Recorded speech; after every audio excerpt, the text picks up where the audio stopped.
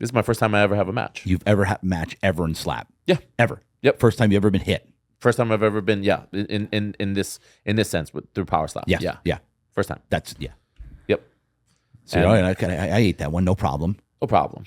I got that. I mean, I was a little bit dazed just because of the fact that, I'm defenseless and letting somebody slap me in the face. Yeah.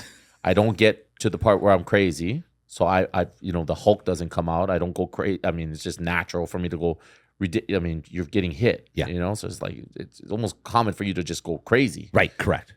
I'm able to control my vibe. I'm like, okay. He hit me. I'm still mad, still angry, but I'm controlled. Okay, go back. Get back in here. Start thinking about what you did wrong. Where'd you make the mistake when you hit him? I figured it out. It's where the lean was. When I was leaning, I wasn't leaning all the way over. I need to compensate for wherever I'm placing my hand. Now I drop my hand a little bit more in front where his jawline is, where at the tip of the chin is. And now when I lean, that full extension gives me the proper, because when I go to throw back, when you go to shoot, this is going to extend probably another inch or so. So I want it more in front. So by the time when I return, my hand's already extended because of all that, right? You stretch it out. Now you have all that space, and now you're coming back in. And I hit him right on the button. Clean as clock. He went Second down. round. I mean, out completely. Folded like a chair. Boom, and just went straight. Did everybody know that you were going with your non-dominant hand now? Yeah. Everybody knew it. Yeah. Yeah. So it was a true testament to really having a very strong mind and being able to go back against all these adverse moments in life and like even with all the things that I've done before and all the adversity at that moment, and it just applied to this right here in this moment right now. I don't have my dominant hand. I'm literally about to hit this guy. He's 100%, and he doesn't have anything wrong with him. Yeah. He's a personal trainer. He wakes up every single morning, 5 o'clock, 6 o'clock in the morning, gets his first client, second client, third client. He trains consistently. And it's like, that's completely different than what I'm doing outside of like my MMA world. Right. So, he's taller. He's probably got a little bit more weight on me, like by a few pounds. So, everything points him. Yeah. Everything points him. I'm just a big dude, and it just like having that overall confidence. So another adverse moment put in the book where I was like, okay, time to do it. And that's where it changed my whole entire life. Your confidence right there. Just even in the power slap thing about like not just in self-confidence, but within people around me. Like they look at me and they're like, dude, this guy won, and he was talking, he's preaching real word. He's trying to help everybody. He sees the real end goal to what the dream to what it is. And then this guy goes out there and he goes against an adverse moment when people would basically just say, hey, you know what? I'm done, bro. I'll go home. It's okay. Like I need to hit with my dominant hand. I need to. Yeah. And I shut that thing out. And then, 2 days later, did you go to the other fight too? 4 days. 4 days later, 4 days. They set me up against James Siekman. So the first fight that I had was Devin Jenkins. I was able to put him down. And then Is he then out of the house? Is that the way that works? You're done? Yeah. Yeah. As soon as that happens, they're basically getting all your checks ready and all the other stuff, and they're gonna escort you out of the house, and it's completely done. They're gonna start figuring out if they have to bring in alternates, if all that stuff needs to happen. But at that moment, they really didn't need to bring anybody in. So he goes and he leaves, right? And then I have a match set up with James Siekman, right? Which I just had a recent match with him in June, but at that time, he's a greenhorn, I'm a greenhorn, and he did really well against a guy named Wes Mena that was also in the house with us. And he put that guy out fashionably, knocked him down, but they called him for a disqualification, just like my brother. And now, they see his power and they want to match it with the power that I have. So they make that the match. And within 4 days, I got to battle James Siekman and try to get that guy down. Okay. He knocks me down, knocks me out. I lose that fight. Do you remember the moment? Can you remember? Oh, yeah.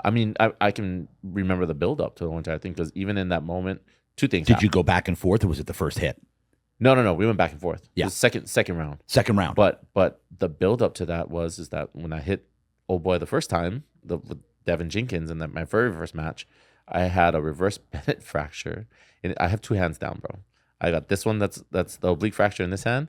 I have a reverse Bennett fracture in this hand, very bottom of the thing, but I still had to compete. the doctors gave me paraffin wax and arthritis cream to solve my reverse Bennett fracture on this hand. And I still didn't go home. I still didn't do all that stuff. I even got sick in the house. There was like a bug that was going around. Got everybody. I got sick. I mean, I was literally on a tail end of like trying to get out of that sickness before battling this guy 4 days before. And that was it. More adverse moments, more time. So you went down on that one. I went down on that one, second round. Yep. And then you were off the show. Then I'm off the show. Yeah. They did a whole entire thing. I think that they really try to highlight me as much as possible because of the way I was in the show. And I'm like Papa Bear to all the people that were in the house and try to like really just show them something different from whatever they're going through. So they saw it as that, like, oh, this is a good guy to have in the sport. Right. Yeah. Because he talks the talk, he walks the walk, he does everything. He doesn't say no when it comes time to like actual battle. He just goes out there and he does it. So this is the dude. Good for the sport. Good for the sport. So win one. Which is ironic. Right. If you think about it. Yeah. Right. With your history. Right. So win one, lose one. I'm down and depressed, and I'm thinking because I lost it was like a bad outcome for me. Yep. And Power Slap calls me back and says, "Hey, you're ranked number 8 in the world. We're gonna make you number 8 in the world." And I got that position right after the show. And then from number 8, I was able to face number 5 in the world, Cooper Housley. And that was on Power Slap. That was Power Slap 10. And Power Slap 10, what year? This 2024. Okay, 24. Yeah. Yeah. Yeah. And then I face him. It was end of the year, December, going into 2024, December 2023. End of the year, they allow me to face Cooper Housley, number 5 in the world. I go out there and I knock him down. In the first hit that I had. First hit. Mm-hmm. I lost the coin toss. He hit me first. They called me for flinching. If you get called for flinching. What's flinching? What does that mean? If your chin position in any way, shape, or form, if it moves back, moves to the side, goes off, anything where you're tucking to where the slap is, it's called a flinch. You get hit 2 for flinching, just like old school rules. So I get called for flinching after the first hit. Pretty much ate that one. Said, okay, he's done. Try to go back. They call me for flinching. No, you got to come back out here, take another slap. I go back out there. I'm trying to argue with the refs, and I got to go out there and I got to take the next hit. So you take another hit. I take 2 hits, and then I'm pissed. I go back to the corner. I chalk up my hands, do my prayer, to say, hey, God, I know that you're with me right now, and I know that you got me. You're gonna get me through this. I know you are. I believe in you. Yeah. I go back out there, and I crack him, and it's probably the most viral knockout for Power Slap 10 that there was. I gotta look this up. I haven't even seen it. It's everywhere. I mean, he was Was it what they call it, a table knocker, where they hit their chin on the way down? Oh, he crucifixed, and he was down for like. What does that mean? I mean, his hand. I mean, he folded, and his hands kicked back like this, and his hands were completely out like that, and he was just out the whole entire time, hands wide open, just done, phased out. 3.5 minutes. Good Lord. 3.5 minutes. I celebrated. I was walking around. I was jumping up and down. I was doing all this stuff. I turned back. I looked, and he was still there. And then at that moment, I told myself, I was like, bro, you got to get out of your head and stop doing what you're doing. Go take a knee. Grab your coach. Take a knee. Pray for this guy because he's down. Yeah. In 3 minutes. Wow. I just sat down, took a knee, waited for him to respond, get back up. He was solid. I mean, they have to go through the hospital stuff where they have to check him and make sure that he's okay. But, I mean, 3.5 minutes. 3.5 minutes of a knockout, bro. And that was the most viral knockout I've ever had. And from there, it just slingshotted. So now you're ranked, what, 5? I go from 8 to number 5. Then from number 5, Power Slap 12, like 2 events, because they did an international one. And then they came back to Vegas. Power Slap 12, they put me against ranked number 1 in the world, Dorian Perez. He's local here, San Diego. Number 1 in the world. Number 1 in the world. And I lose that one by split decision. But I stood with one of the best. Like he has, and you didn't go down. He has the best chin in the game. He's a hard hitter. Previous to that, he had went rounds with Damien DeBell, which is the heavyweight champion. Yeah. And he had rocked Damien DeBell. Wow. So they thought, okay, we'll set him up with Pono and see what Pono can do to him. And from there, I mean, basically paints the picture of me getting a title shot. If I knock out number one in the world, or I knock him down, or I win that match, Yeah.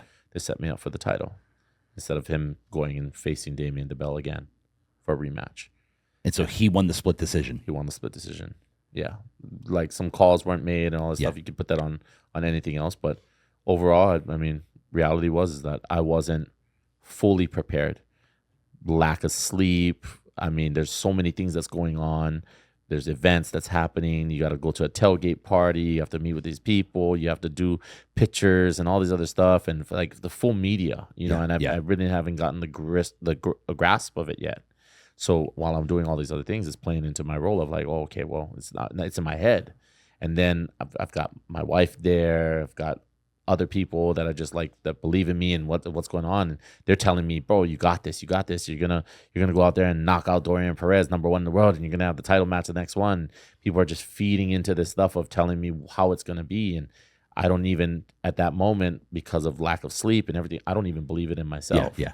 So I go out there and I walk out to very calm Christian music, you know, trusting God. I went out to trusting God, and everybody loved it. I mean, it was a hit for like all the Christians in the room, and they're just like, oh my gosh, like this guy is really coming out to this. And it was a slow. Nobody does that. Yeah. Nobody comes out to any slow music. They want things to hype them up, they build them up to be able to go out there. I did it with that, but I was able to stand out there and just really believe that no matter what, even with me taking this hit, God got me. And I took all 3 hits. Wow.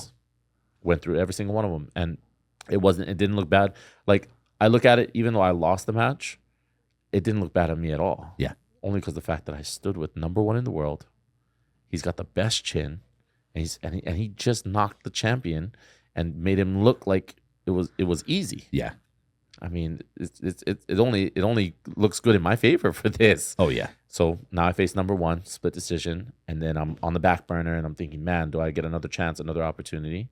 And then they give me the rematch with the person that knocked me down on the season.